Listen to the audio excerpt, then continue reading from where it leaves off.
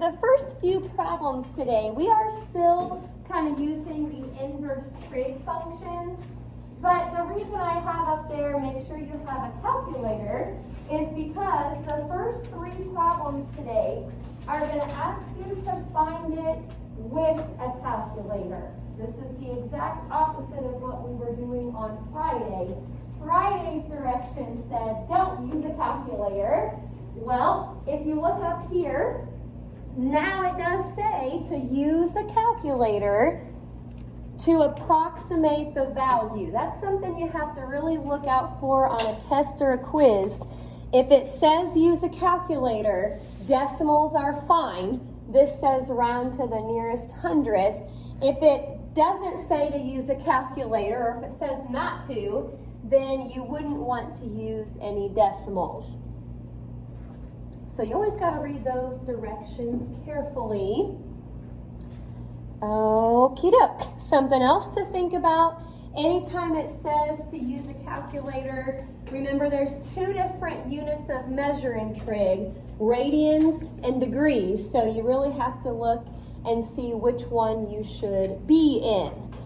Alrighty, let's see what we've got here for example 1. It wants us to find inverse sine of 0.92 or 92 hundredths. Inverse sine. Now, do you see any degree symbols up there? No, so we probably need to make sure that we are in radian mode first. I think I am, but I'll go in there and double check. We're in radians. Make sure you switch yours if you're not. Now, a long time ago, when I taught you guys how to type in the reciprocals, like for cosecant, you would type in 1 over sine. Secant was 1 over cosine. I made sure you knew not to use the little part above sine, cosine, and tangent. This is kind of blurry up here, I'm sure, but right above sine is the inverse sine function. Right above cosine should be inverse cosine, and right above tangent is inverse tangent. You wouldn't want to use those for cosecant, secant, or cotangent. That's a totally different thing, but that's what we're going to be going for today. This is the inverse sine function. So I just need to hit second sine to bring that up. Now, if you've got a different type of calculator, you might have to search for it a little bit. It's the sign with the little -1 there. That's all that you'll want to look for. And hello there. This is the second part of 4-7 if you want to jump in with us.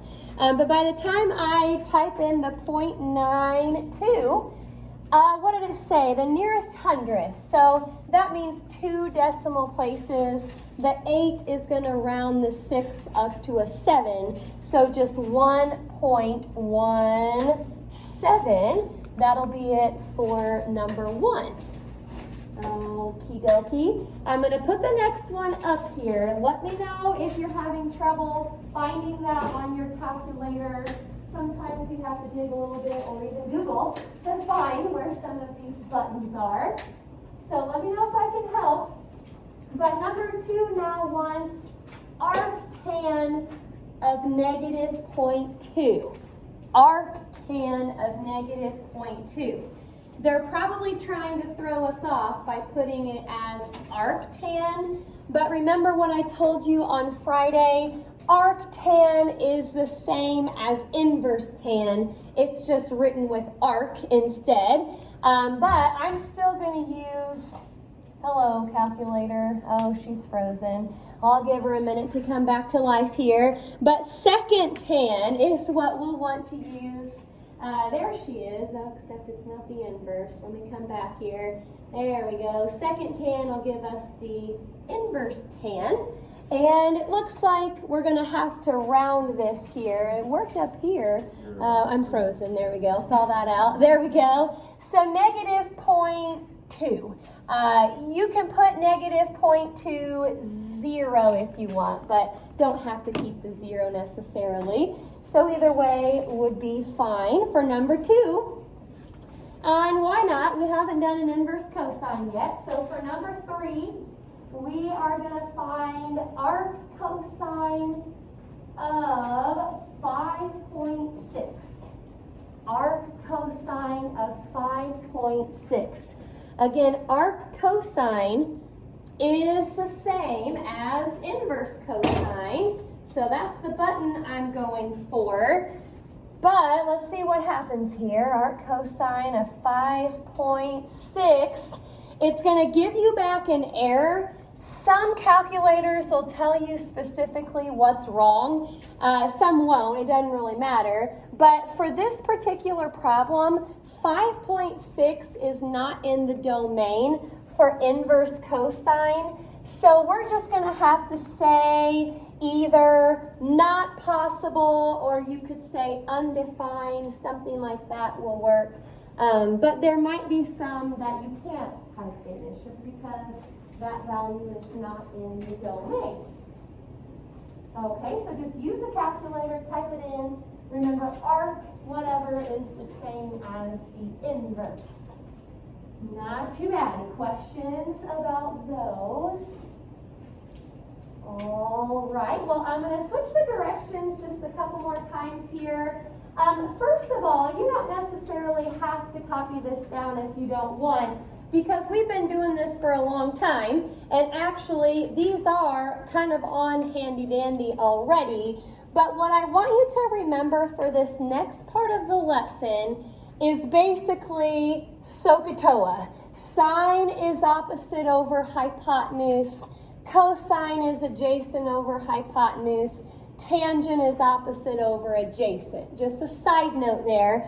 We are going to use a little bit of that here coming up with the next few problems. So, SOHCAHTOA, it's in my head again. Haven't used it in a while. But here's what the next set of directions say. Use an inverse trig function.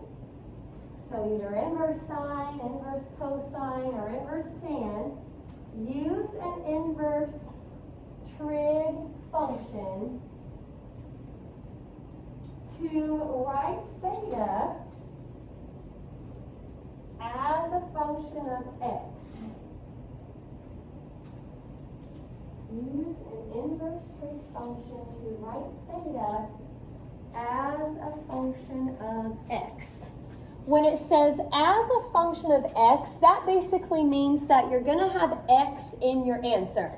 You're not going to get back just a number like we were with the first few problems. It'll be based on x.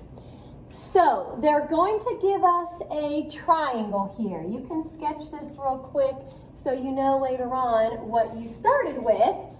This is just a right triangle. I've got theta in the bottom left. And then across from theta, they've got it labeled x. Hypotenuse, remember, is across from the right angle, and that is 10. So it says use an inverse trig function to write theta as a function of x. I'll be honest, these problems really aren't that difficult, but they're kind of weird because, again, the answer is in terms of x. It's not just a number.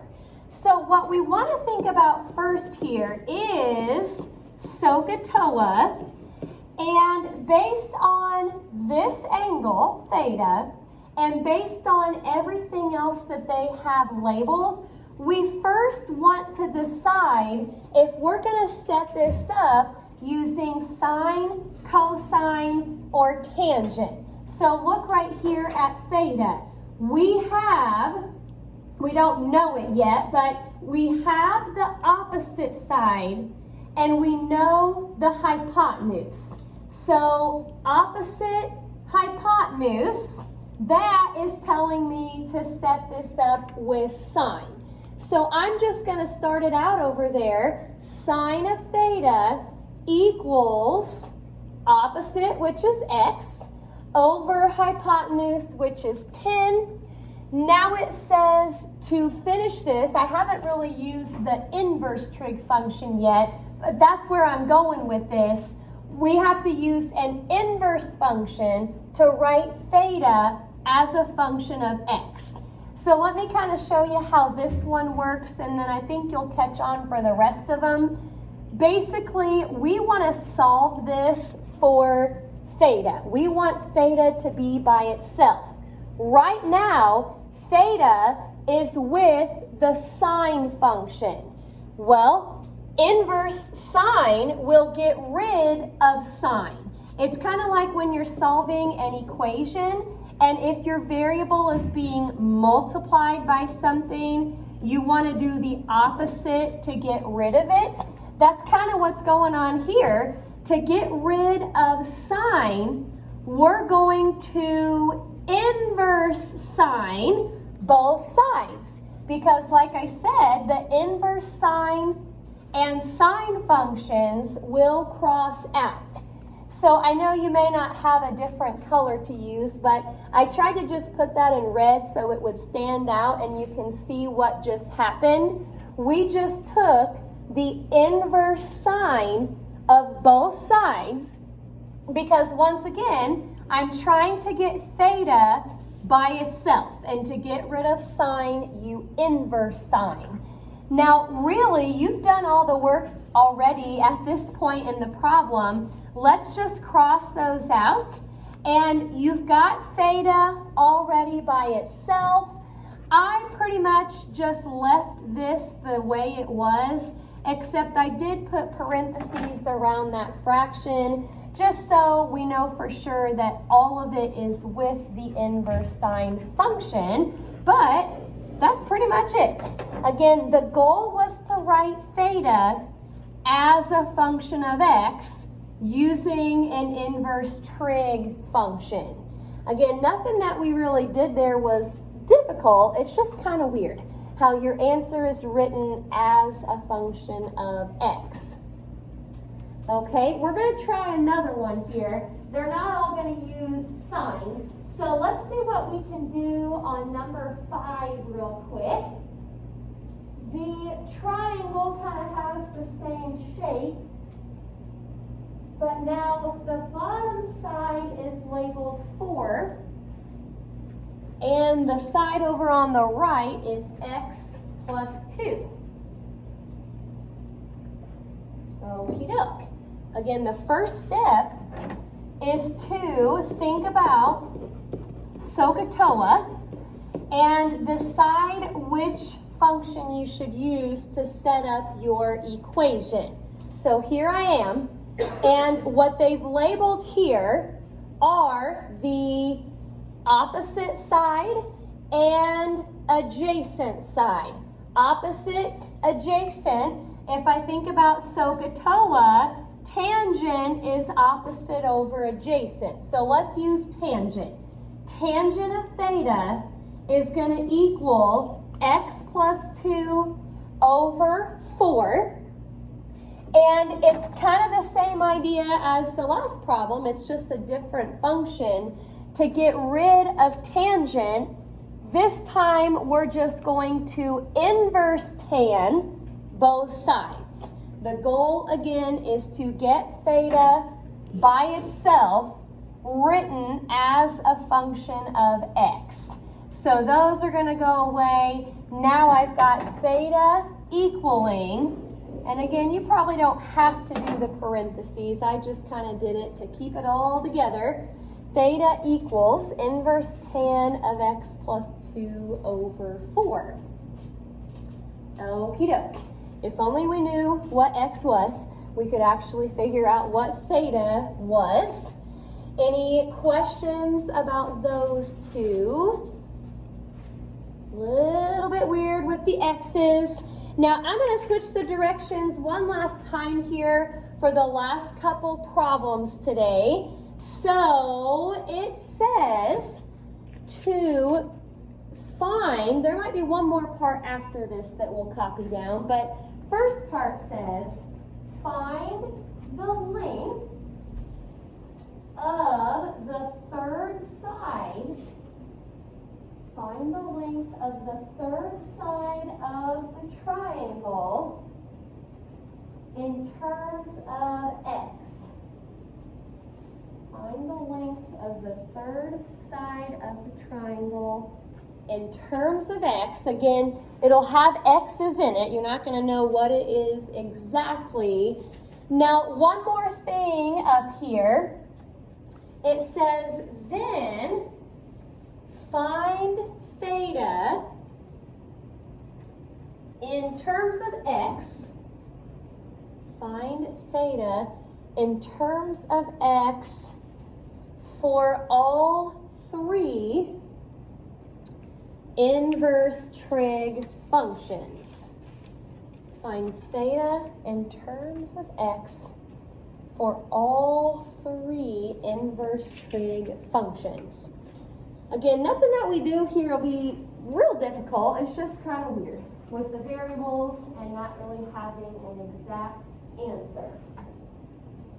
All right, gonna try just a couple of these. Again, the first step is to basically find that missing side. Find the length of the third side, but it'll be in terms of x. Okie doke. Let's see what we've got here.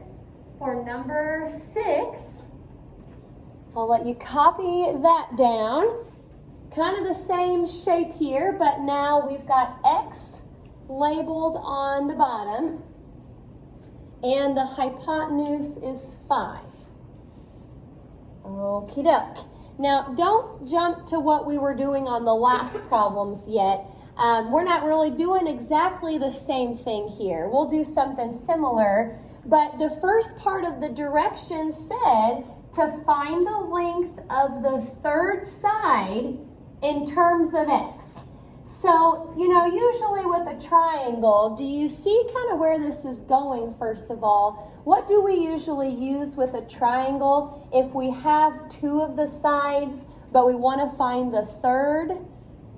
Yeah, we're going for the Pythagorean Theorem here. So I went ahead and just labeled that third side B. That's kind of how we used to set it up. You can call it A or B. It doesn't really matter here. But I'm going to use my Pythagorean Theorem to find that missing side. Now, instead of A squared plus B squared equals 5, we're going to have to write it as x squared, because that's what they labeled the bottom, x squared plus b squared equals, I went ahead and squared the 5 right here and just made it 25. Now, this is kind of weird because you've got two variables going on, but keep in mind what you're trying to do here.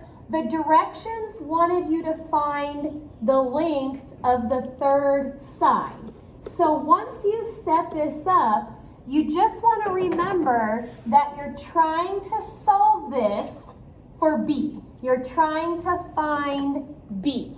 So if I'm going to solve this for B, what I would want to do first is probably just subtract the x squared to move it over. So this is just going to say b squared equals 25 minus x squared, or you could put negative x squared plus 25. Now, still trying to solve this for b, the next thing I would have to do, since b is being squared, we'll have to square root both sides.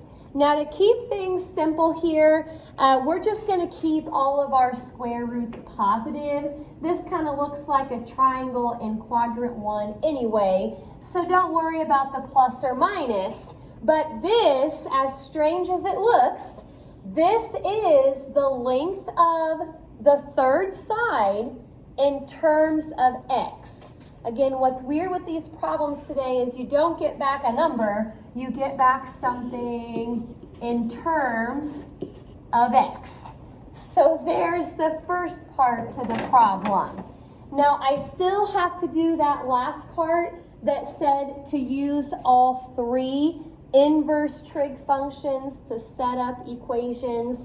Any questions first, though, about this part? That is B. So let's come over here real quick And let's start with sine. I'm thinking SOHCAHTOA here. Sine is opposite over hypotenuse. So I've got sine of theta equaling square root of 25 minus x squared all over 5. We're going to do to that pretty much what we were doing earlier. We want to get theta by itself, so we're going to inverse sine both sides. I'm just going to squeeze this in here. Inverse sine both sides. So just like earlier, those are going to drop out, and that's going to leave me with theta written as a function of x. Theta is going to be the inverse sine of square root of 25 minus x squared all over 5. Now we have to do kind of the same thing with cosine and tangent because it asked for all three. So let's go to cosine. Cosine, adjacent over hypotenuse. So I'm going to say next that cosine of theta is x over 5, adjacent over hypotenuse. But again, I'm going to inverse, this time it's inverse cosine, both sides. So that will say theta equals the inverse cosine of x over 5. And then finally, we're going to do kind of the same thing, but with tangent. So, SOHCAHTOA, here we come again. Tangent is opposite over adjacent. So for this, it'll be square root of 25 minus x squared all over x. We're going to inverse tan both sides. And so that'll just say theta is the inverse tan of square root of 25 minus x squared all over x. So 4 answers basically. We've got the third side right here, and then you've got to just find theta using all 3 inverse trig functions. Good stuff there. Any questions about that one? A little bit more to do on these last couple. I think number 7 will be our last one here. So here it is.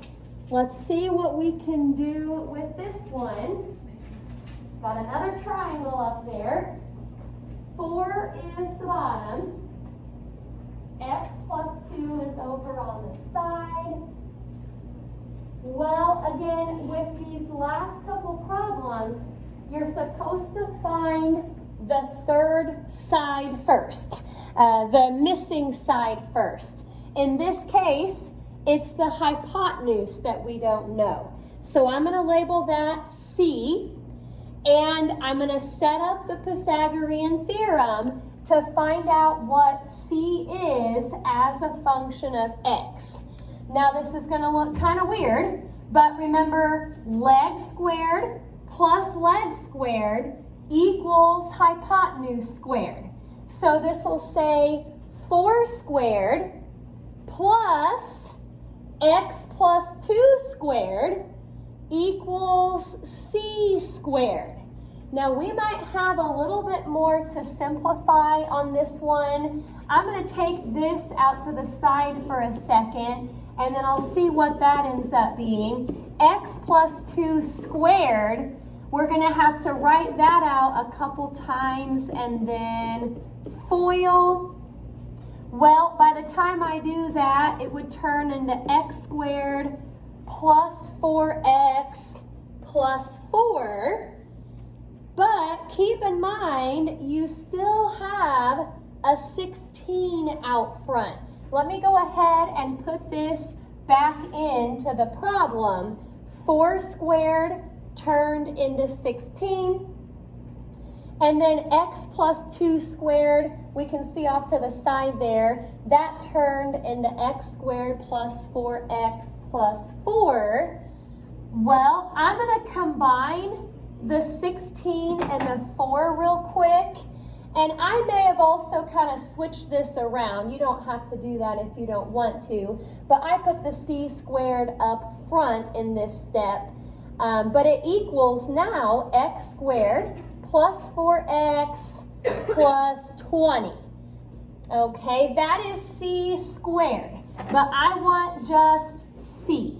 So the last step is to just square root both sides.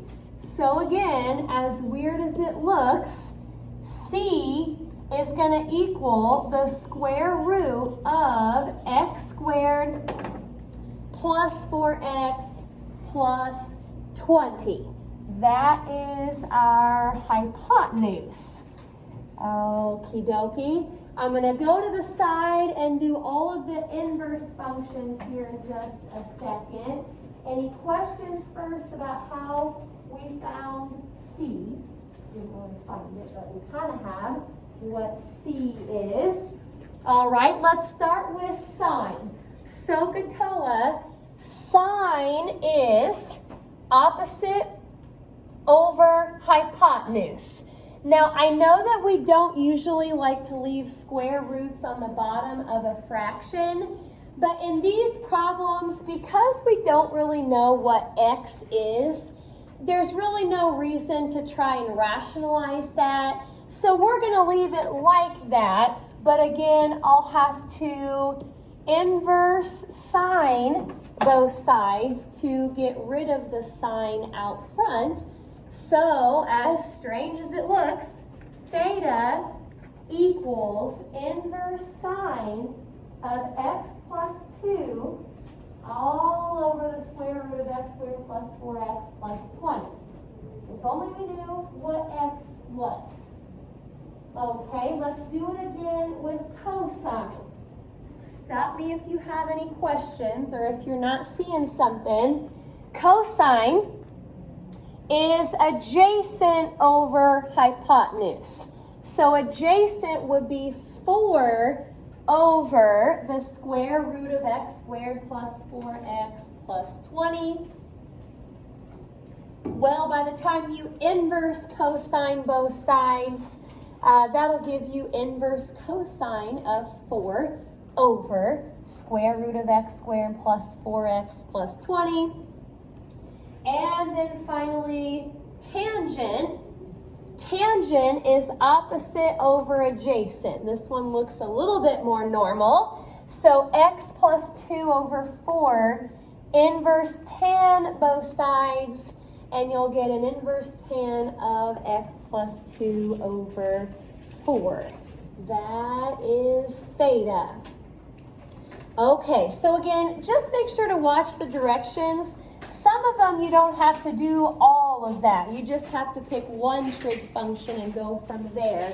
Others you may have to do all three. So I'll go ahead and put the assignment up here. I think actually the first 6 problems are ones that you're just typing into your calculator. So those won't be too bad there. This is T26.